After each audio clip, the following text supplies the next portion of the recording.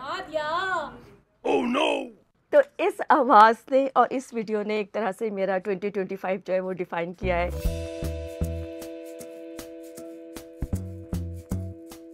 अचानक एक दिन इस्लामाबाद में ऐसे ओले पड़े कि उन्होंने बहुत से लोगों की गाड़ियां तबाह कर दी, जिनमें मेरी अपनी गाड़ी भी थी।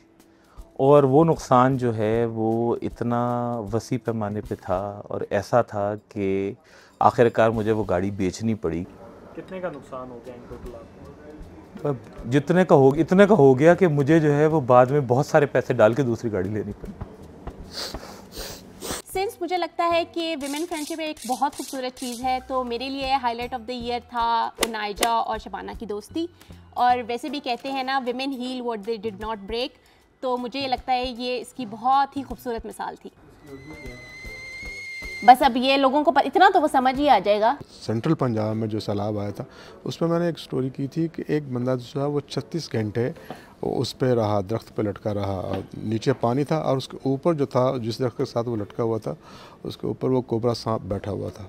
कोबरा सांप था, रिश्तेदार नहीं था। एक चीज़ जो मेरे 2025 के बिंगो कार्ड पे नहीं थी वो थी पीआईए की प्राइवेटाइजेशन, जिसमें अपनी जेब में 200 रुपए लेके मैं बोलियां जज करी थी कि किस तरह से एयर ब्लू की बोली जो है वो आरिफ हबीब की बोली से काफ़ी कम थी, बट इवेंचुअली पीआईए इस साल बिक गई। इस तरह गली मोहल्लों की लड़ाई में होता था ना कि एक टीम गेंद बल्ला लेके नाराज़ होकर चली जाती थी।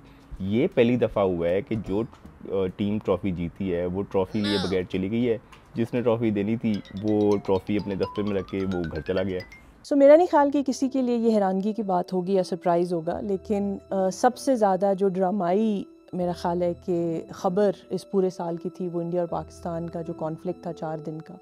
और टीवी स्क्रीन्स के ऊपर तो हर थोड़ी देर के बाद ख़बर चेंज हो रही थी, सिचुएशन चेंज हो रही थी, लेकिन न्यूज़ रूम के अंदर यहाँ पे बहुत ज़्यादा जो है ना वो ड्रामेटिक सिचुएशन थी।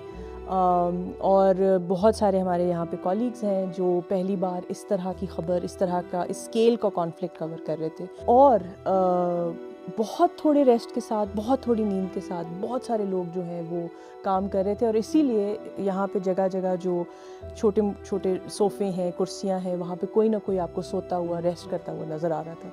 ट्रेन हाईजैकिंग का वाक़या जो था जाफ़र एक्सप्रेस का, वो एक ऐसा वाक़या था जिसमें हॉस्टेज सिचुएशन थी और ये बहुत डिफरेंट था। हमें ट्रैवल करना पड़ा। मुझे याद है हम लाहौर से गए और वहाँ पे मेरे कॉलीग्स मोहम्मद काज़िम और खैर मोहम्मद वो भी हमारे साथ हो लिए और फिर हम इस इवेंट की कवरेज करते रहे। हमने वहाँ पे जाने की भी कोशिश की।